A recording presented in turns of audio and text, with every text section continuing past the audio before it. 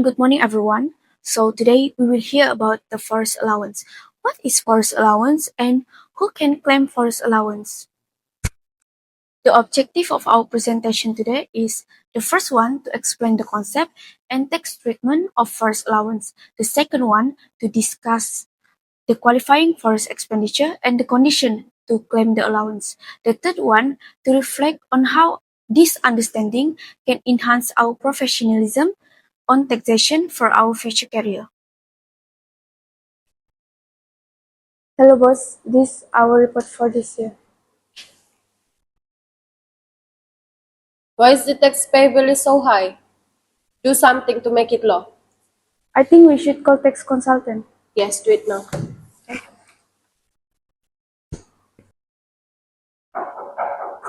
Come in. So, are there any solution to make our timber company tax paid lower? Yes, there is. You can claim for forest allowance. Forest allowance? Yes. What is that?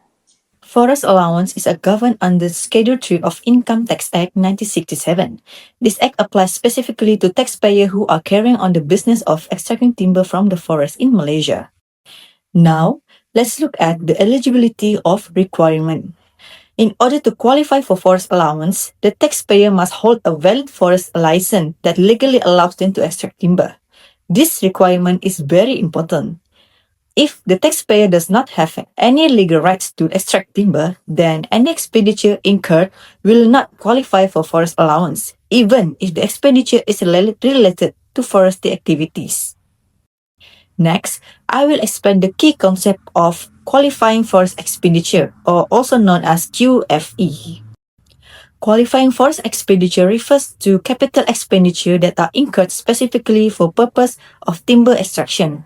Only capital items that are directed to support forestry for operation are allowed.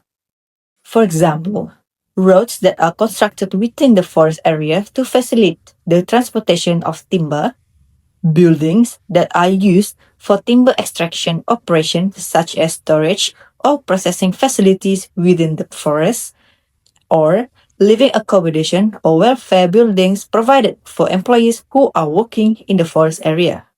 However, it is important to note that general administrative buildings, especially those that are located outside the forest area, are not qualified as QFE. Let's take a note that forest allowance are a little bit different from other capital allowance because there is no initial allowance and only an annual allowance is given. 10% per annum are given for roads and buildings that are used in timber extraction activities, and 20% per annum for living accommodation provided for employees who are working in the forest. These allowances are claimed every year until the qualifying forest expenditure is fully written off.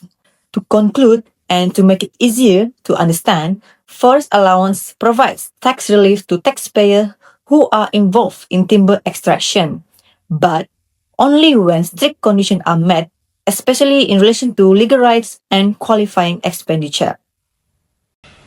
Hi, now I'm going to explain about what would happen if the company stop extracting timber from the forest. When the company stop extracting the timber from the forest, any unclaimed expenditure can still be claimed as forest allowance in the year of assessment in which the business ceases. This ensures the company does not lose the benefit of the remaining allowance. However, it is important to highlight the issue of forest charge. If the company disposes of the forest, for example by transferring or surrendering the timber concession for valuable consideration, a forest charge will arise. This charge is equal to the total amount of forest allowance that are previously claimed, and it is imposed in the year of the disposal takes place, regardless of the disposal price. The good news is, the law allows the company to elect to spread back the forest charge to earlier years where the allowance was previously claimed. This election must be made in writing within 3 months from the beginning of the relevant year of assessment, which is subject to approval by Director General. One more important point to add is, unlike agriculture allowance, when there is another party acquires the forest concession, the new owner cannot claim forest allowance on the old expenditure. They can only claim allowance on new qualifying expenditure incurred after the acquisition. Last but not least, if the company involved in both timber extraction and the timber processing, such as sawmilling, these activities are treated as two separate businesses for tax purpose. Therefore, capital allowance from timber extraction cannot be used to offset income from the processing business. Oh, I see. Can you give me further example? Absolutely. To basically strengthen your understanding of forest allowance, I will now explain how this incentive is applied in real business situations based on ALHDN practice and public ruling number 11/2014. For instance, a company, Timberland City Berhad, is granted a valid forest concession to extract its timbers in Pahang. To commence operations, the business incurs capital expenditure on construction of logging roads to transport timber, a site office and storage buildings used exclusively for timber extractions. Lastly, workers' living quarters located within the forest area. Under LHDN practice, roads and operational buildings qualify for forest allowance at 10% per annum. Welfare buildings or living accommodations for workers qualify at 20% per annum.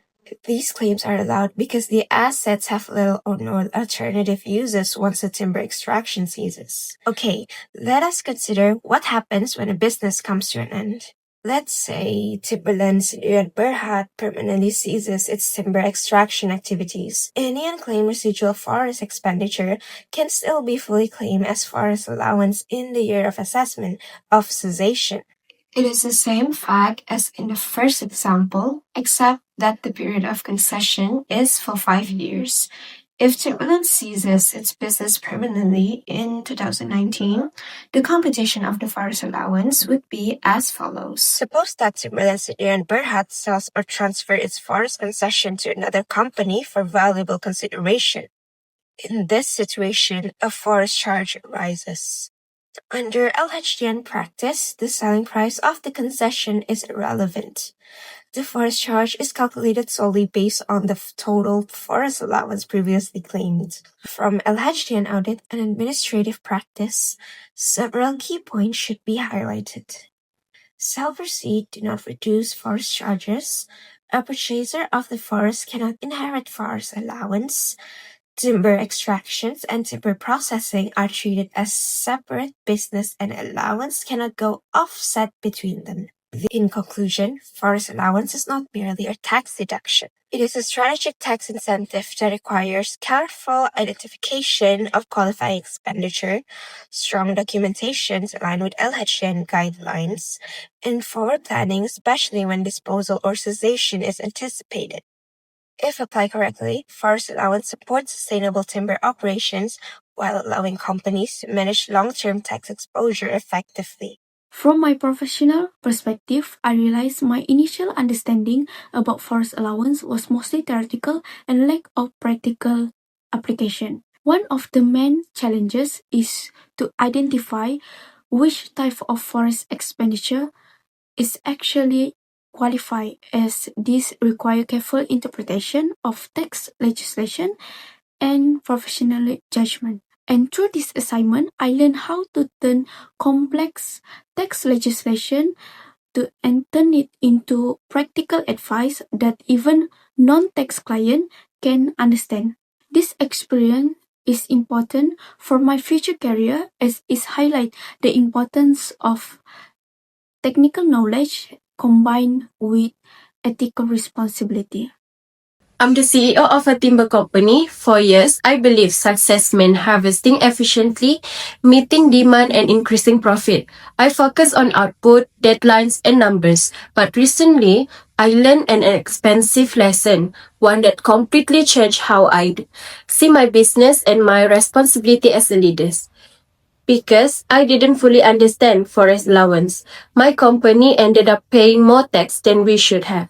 Forest allowance exists to encourage responsible forest management. It recognizes companies that replant trees, preserve forest land, and manage timber resources sustainably. Unfortunately, I overlooked its importance. That mistake became clear during a meeting with a tax consultant. I realized that forest allowance is not just a tax incentive, it is a reward for preparation and responsibility. Companies that plan ahead, keep proper record, and commit to sustainable practices are supported. Those that don't are financially penalized.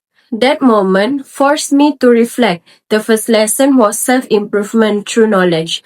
Leading a timber company without understanding forest allowance was like building a future on weak foundations. Growth begins when we acknowledge what we don't know and take steps to improve. The second lesson was readiness. Forest allowance promotes long-term thinking. It encourages leaders to prepare today for tomorrow's forest. If I had been proactive, my company could have reduced tax while protecting the environment. Most importantly, I learned that sustainability and success go hand in hand. Forest allowance proves that doing the right thing, replanting, conserving, and planning responsibly benefits both the business and the planet. Today, forest allowance is no longer an afterthought. It is part of our strategy, our value, and our future. Because protecting forests today ensures our business survives tomorrow. In conclusion, forest allowance is an important tax incentive that supports timber extraction business by allowing qualifying forest expenditure to be claimed over time. While it can significantly reduce a company's tax burden, it also requires careful interpretation and professional judgment. Through researching and role-playing this scenario, we strengthen our technical knowledge, communication skills, and readiness to advise client responsibility in our future careers in taxation. Overall, it showed us the value of understanding specialized tax incentive and their impact on business decision. Thank you.